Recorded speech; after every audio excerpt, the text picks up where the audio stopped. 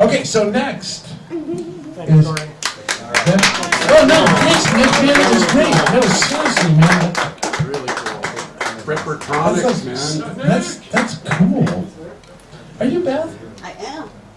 Happy to see you. Thank you. And what are you gonna do for us? I'm going to talk. I'm excited. I'm gonna give this mic right here Okay. to you. Thank you. Hold on, let me do this. Ladies and gentlemen, it's Beth!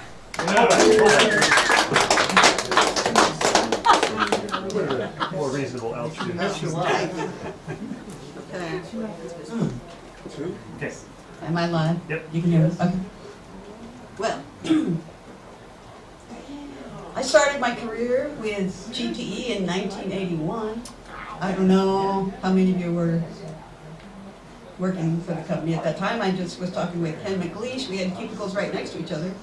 We started on the same day, July 6th, 1981. And I had a great career with that company. Oh, yeah. Oh man, and I saw the culture evolve. It was amazing. But then I got laid off. Well, I knew that would happen eventually, so I was just milking that cow till it ran dry. And then I figured I was saving up some money, and I figured I'd go back to school. So I went back to school, and I became a nurse. Yeah. And you know, because you always hear nursing, it's such a hot profession, and there's so many jobs, and you're always in demand, and you know, there's a nursing shortage and all this stuff that really isn't true. But anyway, they're just pumping out nursing graduates and telling you like crazy. And if you don't have experience, it's a little challenging. But, you know, I did eventually work for a nursing home, which was very difficult. And then, but I really always wanted to do psych nursing. Because when I started nursing school, actually my, like, first semester went okay, and then the next semester was med-surg. Med-surg is like basic nursing skills, like catheters, you know, and shots and various stuff. And I realized, you know, I'm kind of clumsy with my hands, and I drop things, and, you know, catheters, and oh my God, I was like, have I picked a profession I cannot do? And it was pretty disconcerting. And then the next semester was psych. And on the very first day, Dr. Hosley said, it was my psych professor, she said, and in psych, you are the therapeutic instrument. And I was like, yes! So I thought, you know, I might be able to find my niche. And so I eventually did get a psych job, and I started working for Aurora. And it was just really strange. The transition was strange in a lot of ways, and one way it was strange was because the culture in healthcare is so very different. And it really, I felt like I had gone in a time machine back to 1981, when our CEO of GTE was Joe Jolitz. I don't know if any of you guys remember this guy. You had to sign in. If you were late, you're supposed to be there at 7:30 in the morning. If you were late, you had to like sign in. I'm telling you, and it was like really old school, and the supervisors had to wear white shirts and ties because of course there were no women in supervision in 1981. And I mean, it was just really punitive and yell at people. I mean, it was just weird. I mean, it wasn't like yell at people because it was more professional than that, but it was just strange. And like when I got into healthcare, that's how healthcare is like now. It's like that. I mean, it's crazy. We're nurses, we're professional people, but we're not really treated that way. So it just was a transition. And then another thing is like, when I was working as an engineer, I was working with 90% men, which was, I liked it. Like, I have older brothers, and it was just like having these friendly brothers. And, you know, I worked in the tools department. The tools department was really chill. I mean, like, I worked for Bob Worth for like 15 years, and Bob was the best. I mean, if I came to Bob and I said, Bob, I'm having a problem with something, he'd all like sit back in his chair, and he'd kind of like put his feet up, and he'd go, so what are you thinking? What are you going to do, Beth? And I just, you know, we'd talk it out. It was awesome. I'm telling you, Bob Worth was the bomb. And Tom Steger was the other guy in that department, and everybody was just really chill. We didn't really have any divas in that department. It was awesome. But in, you know, engineers, they usually kind of dress in blue and gray. They don't really stand out. There were a couple of extroverted people. There's Barry Davis, obviously, and there's Mark Burton, And like, I remember Saeed Regabi was a really sharp dresser. But other than that, you know, it's all kind of the same. So the personalities are just really different in nursing. Like it's 90% women. And I just found, I mean, I'm a woman and I don't hate women, but I'm just saying they're harder to work with. It's just my personal opinion. They seem to want more from you. They like want to talk to you. And I'm like, you know, I'm just trying to do my job, and it's just different. It's just different because one of the challenges is that you have to work really fast in nursing, and multitasking is something I had to really work on, and I've gotten better, but I'm still not great. But I remember when I was in the nursing home, this guy was training me, and he's like, Beth, you need a greater sense of urgency. Because I was just too slow and I was kind of methodical and, you know, one thing at a time, and I don't know, it just wasn't really working out. But like I said, I got out of that place. And so I got to my new hospital. And the thing with the psych hospital, it's just a very different environment. I think one of the things is like all the nurses kind of have the same job more or less, like the floor nurses. You have patients and you're giving them medications and you're documenting and you're whatever, you're calling the doctor, whatever you're doing, you're taking down orders and stuff. So I think there's maybe people are like observing other people and how they do things. Maybe that's part of the problem, but anyway, there's just a lot of interesting things that happen in the psych hospital, and I just want to give you a little taste of it maybe, because I have stories, and even more have like different stories from the last time I talked about this because I kept working. And so, a couple of weeks ago, I get this call. It was around, I don't know, 6 o'clock in the evening, and I was supposed to go home at 7:30. So I get this call, we're getting a new admission, so I'm taking down the report, and they're like, we don't have a complete report because he has to come down to the floor right away. So they bring this guy, and this guy has no shirt on, and he's wearing jean shorts, and I'm telling you, people don't usually come shirtless from the admissions department, so that's like a bad sign, right? So the guy comes in, and he's like, I guess he was psychotic, but maybe he was under the influence of drugs. He might have been, like methamphetamine will give you like really bad hallucinations sometimes. So that might have been his deal. But anyway, he comes in the unit and he's just like all over the place, and he's like, I have MRSA, I need to go to the hospital. And I'm like, okay. And then he's like showing us his foot. He's like, you know, like this, I have MRSA, I have to go to the hospital, you know. And we're like looking at his foot and we're like, yeah, I see you have some blisters. And he was just, I'm like, sir, we need to do a skin check because we gotta take note of any markings or tattoos or, you know, stuff on their skin. And he's like, no way. He's like, I gotta go to the hospital. So I'm just like, oh my gosh, what am I gonna do? So I'm like, okay, I'm calling the doctor. So I call Dr. Z. I've been working with Dr. Z forever. And I'm like, Dr. Z, I got this new patient. He's really psychotic. I need some IMs, which are like intramuscular shots. And you give them to people who are just off the wall, and you basically put them to sleep. I mean, that's all you can do, and they usually wake up better. So I call Dr. Z, and he gives me really good drugs. He gives me 10 milligrams of Haldol, 2 milligrams of Ativan, and 100 milligrams of Benadryl. This was good. So this other guy, Chris, comes down from A&R to help me, and he's like, we need to call Bria. I'm calling Bria. I'm like, good idea. Bria is this woman, I've been working with her for quite a while. She was a floor nurse, and now she worked her way all the way up to like assistant director of nursing. And I really have a lot of respect for Bria, but we've been working together a long time. So he calls her, and he's like, are you there? Because she just works part-time. She comes, and we're getting the shots ready. You have to draw this stuff in just, you know, syringes and stuff. And we have it all ready, and I'm like, okay. And Bria goes, oh, you know, we can't hold people down anymore and give them injections. They have to take it voluntarily. I'm like, Bria, are you kidding me? I'm like, what? She's like, oh yeah, we weren't supposed to do it the way we've always done it. No, that wasn't really right. That's a chemical restraint. I'm like, what? And she's like, I'm like, this guy is not going to take medication. She's like, well, try to talk to him, you know. So I go up to him and I'm like, sir, you know, we want to give you some medications. No, I need to go to the ER. I mean, this guy is just like, I'm like, this is not good. This is not good.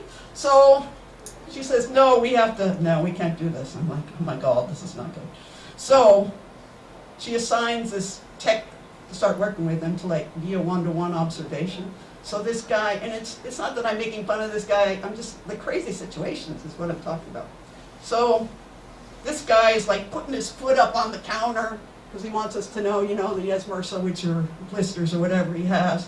And I'm wiping it off, and then he puts his foot back, and I'm just like, this is not good. So we have this one-on-one guy, and then the guy starts like taking his shorts down, and the other patients are like, and I'm thinking, this is not good. And the guy's like, pull those up, and he'll do it, but I'm just like, well, I guess that's the skin check. Because the nursing supervisor comes over, she's like, well, you need to document this, and we're gonna try to get him, you know, transferred to a facility where they can actually hold him down and give him medications. And I'm like, okay, so I'm filling out the paperwork based on whatever I've seen, whatever the report was, and I don't know. Okay, so then the guy starts peeing in the corner. Oh, no. Yeah, so I like go over to the other unit, I get some towels, and I put them down, and I'm thinking, well, if I clean it up, he'll just do it again, so I just put the towels down. And then I'm talking to Bria, I'm like, Bria, are you kidding me? I do not want to leave it like this for the night shift. Bria. And she's like, oh, we're working on it, give us some time. I'm like, she's like, oh, the COO is involved. And I'm thinking to myself, you gotta be kidding me, Bria. I know who this person is, but I didn't say that because that would be not good. But it was just really not good. So finally, I give reports to the next nurse comes in, and I give her the report. And then I'm like putting in the labs because she's a registry person, which means she doesn't know how to do the labs, so I have to do that. And I'm doing that before I leave. And this guy comes into the nursing station. And the thing is, like, I guess that people have been trained, we're not supposed to put hands on anybody. This is all part of our new way of dealing with things, which... So the tech is all like this. And I'm like, are you kidding me? I don't want this guy to come into the nursing station and destroy our computers, or I don't know what this guy's going to do. So I just grab him, and somebody else grabs him, and we haul him out of there. And then the night nurse is like, now we have to fill out all this paperwork. And I'm like, ah! So it was interesting. I just went home, you know, what can you do? So the next day that I work, I come in and I go, so what happened to that guy? And they go, oh, well, he spit in Bria's face, and then we held him down and gave him shit. So